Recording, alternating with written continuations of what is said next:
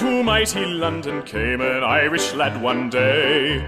All the streets were paved with gold, so everyone was gay, singing songs of Piccadilly, Strand and Leicester Square, till Paddy got excited and he shouted to them there, "It's a long way to Tipperary, it's a long way to go.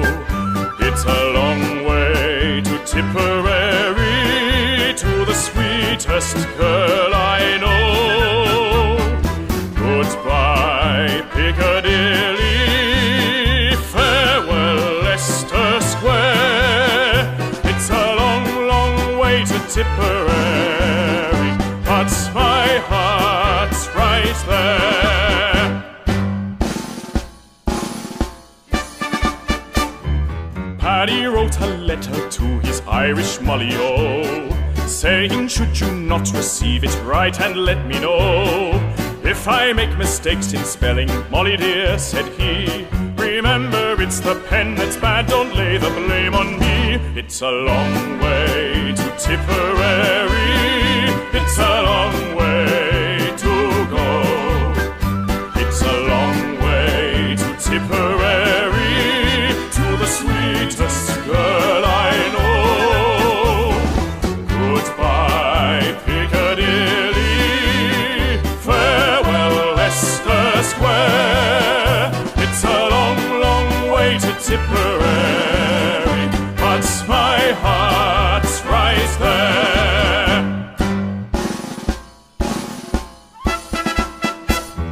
Molly wrote a neat reply to Irish Paddy-O, saying, "Mike Maloney wants to marry me, and so leave the Strand and Piccadilly, or you'll be to blame.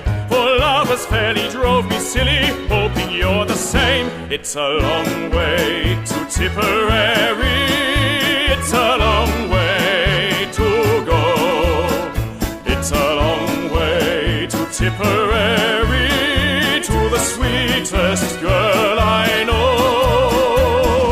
Goodbye, Piccadilly, farewell, Leicester Square. It's a long, long way to Tipperary, but my heart's right there.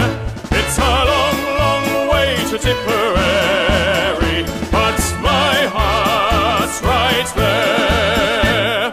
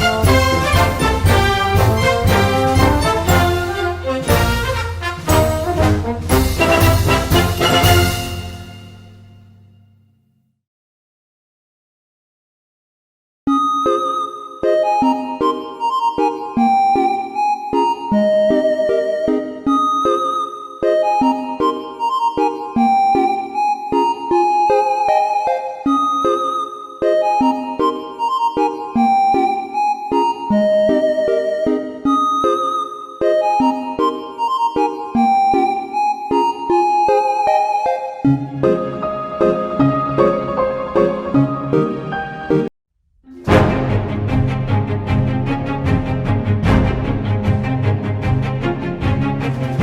am speaking to you from the Cabinet Room at 10 Downing Street. This morning, the British ambassador in Berlin handed the German government a final note stating that unless we heard from them by 11 o'clock, that they were prepared at once to withdraw their troops from Poland, a state of war would exist between us.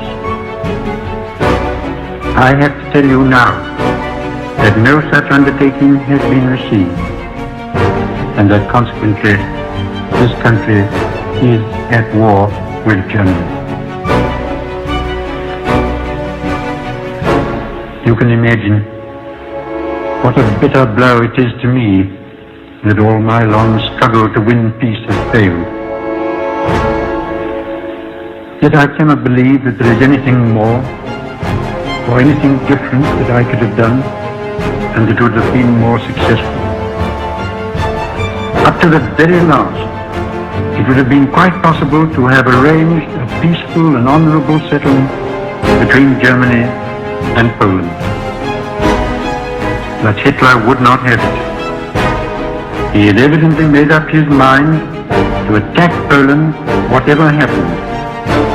And although he now says he put forward reasonable proposals which were rejected by the Poles, that is not a true statement. The proposals were never shown to the Poles, nor to us. And though they were announced in the German broadcast on Thursday night, Hitler did not wait to hear comments on them, but ordered his troops to cross the Polish frontier the next morning. His action shows convincingly that there is no chance of expecting that this man will ever give up his practice of using force to gain his will. He can only be stopped by force. And we in France are today, in fulfillment of our obligations, going to the aid of Poland, who is so bravely resisting this wicked and unprovoked attack upon her people. We have a clear conscience. We have done all that any country could do to establish peace. But a situation in which no word given by Germany's ruler could be trusted, and no people or country could feel itself safe, had become intolerable. And now that we have resolved to finish it, I know that you will all play your part with calmness and courage.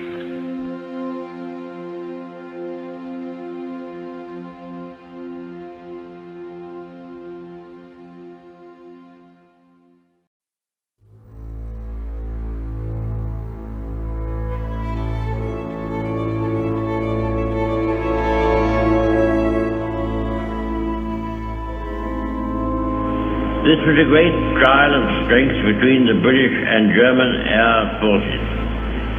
Can you conceive a greater objective for the Germans in the air than to make evacuation from these beaches impossible? And to sink all these ships which were displayed almost to the extent of thousands. Could there have been an objective of greater military importance and significance? For the whole purpose of the war was this. They tried hard, and they were beaten back. They were frustrated in their task. We got the army away, and they have paid fourfold for any losses which they have inflicted. Sir, when we consider how much greater would be our advantage in defending the air above this island against an overseas attack, I must say that I find in these facts a sure basis upon which practical and reassuring thoughts may rest. I will pay my tribute to these young airmen. The great French army was very largely, for the time being, cast back and disturbed for the onrush of a few thousands of armored vehicles. May it not?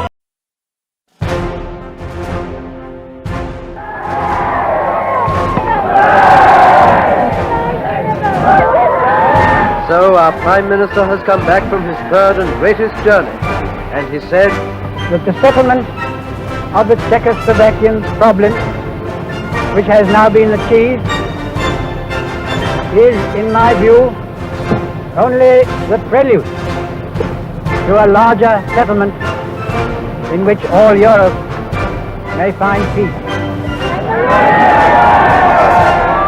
This morning, I had another talk with the German Chancellor, Herr Hitler. Here is the paper which bears his name upon it as well as mine.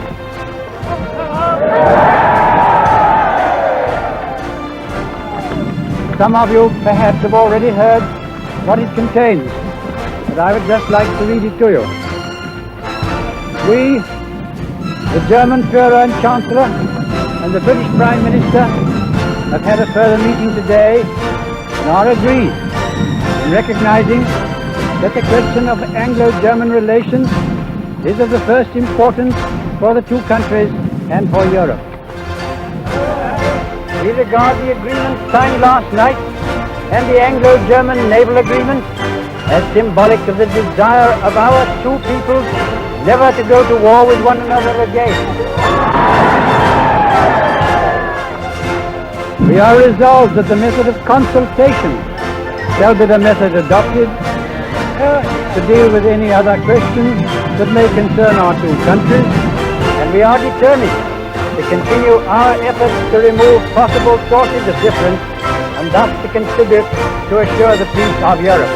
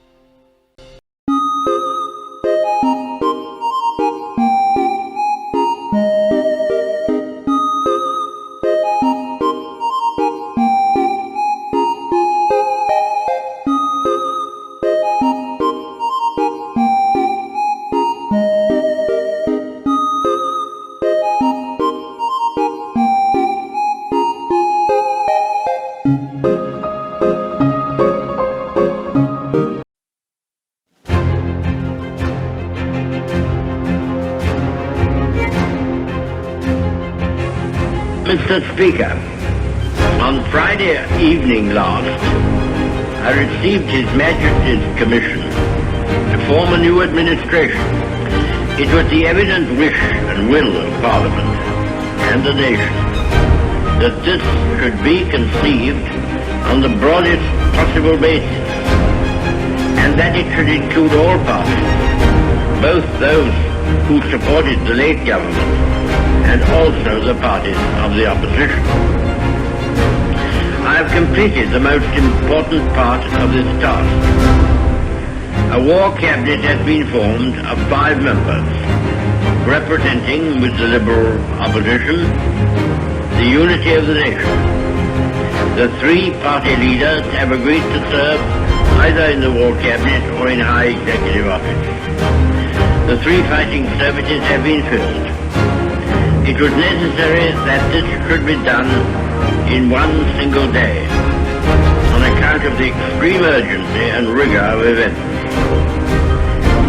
A number of other key petitions were filled yesterday, and I am submitting a further list to His Majesty tonight.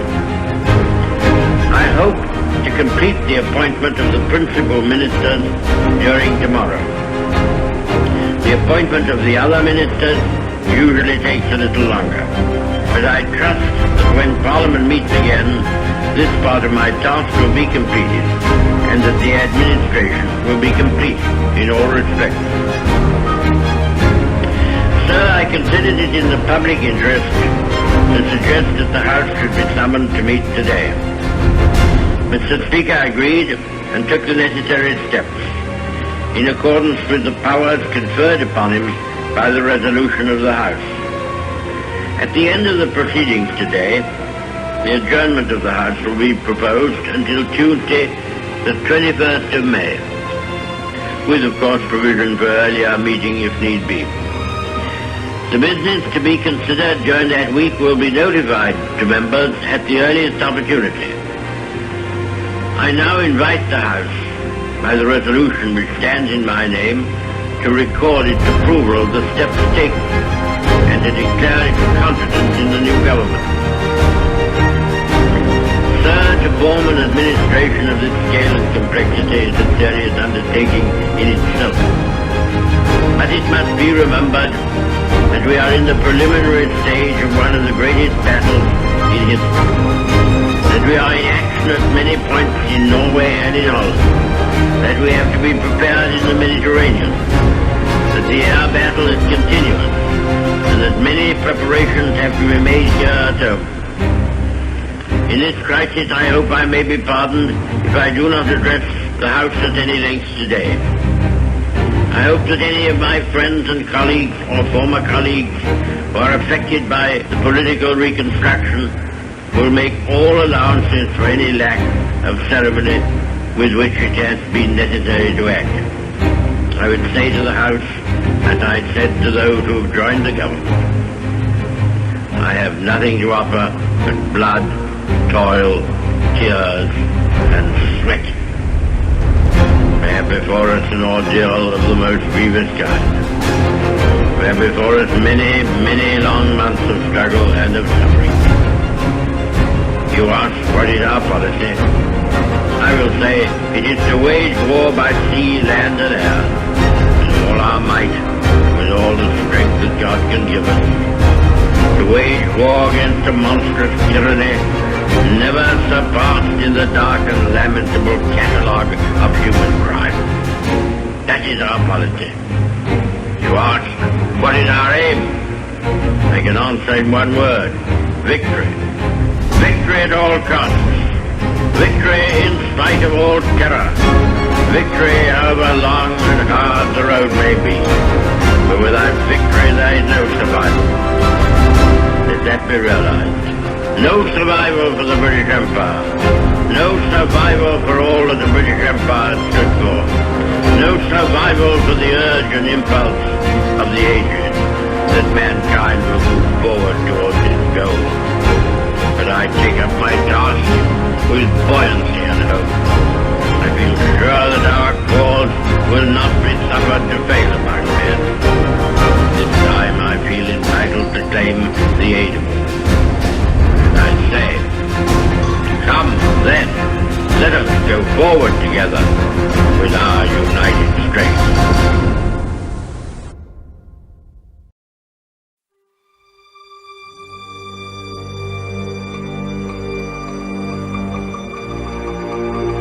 Mr. Speaker, the disastrous military events which have happened during the past fortnight have not come to me with any sense of surprise.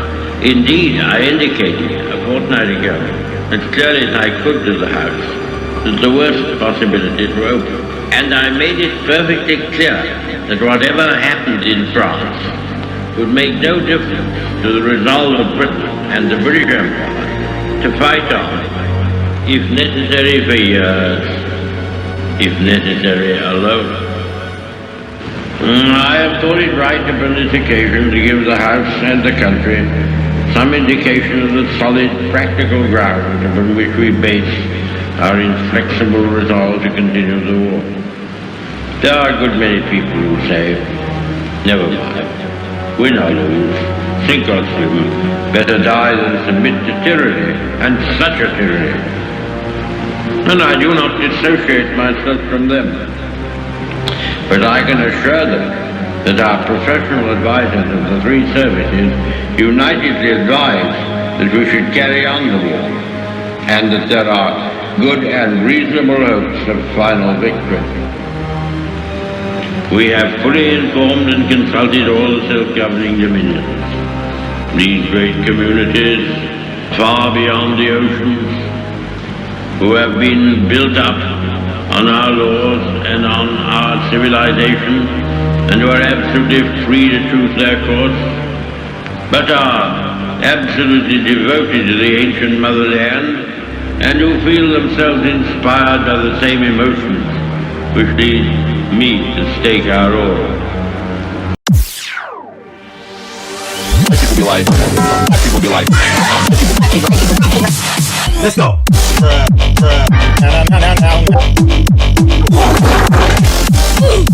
Hold up.